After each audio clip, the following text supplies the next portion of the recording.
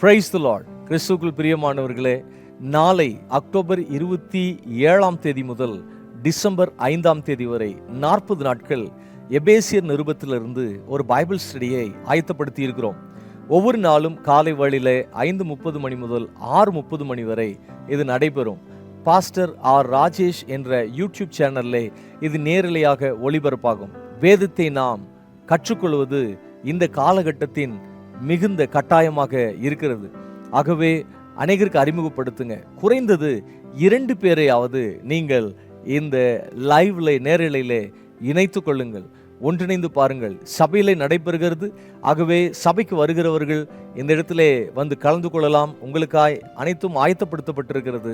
வர இயலாதவர்கள் ஆன்லைன்ல நீங்கள் இணைந்து கொள்ளலாம். நீங்கள் எந்த தேசத்தில் இருந்தாலும், எந்த மாநிலத்தில் இருந்தாலும், எந்த ஊரில் இருந்தாலும் நீங்கள் காலை வேளை இணைந்து கொள்ளலாம். வேதத்திலே ஆண்டவரே சொல்லியிருக்கிறார். யோவான் 15வது அதிகாரத்திலே சொல்லுகிறார், நாம் அவரிலும் அவருடைய வார்த்தைகள் நம்மிலும் நிலைத்திருக்க வேண்டும்.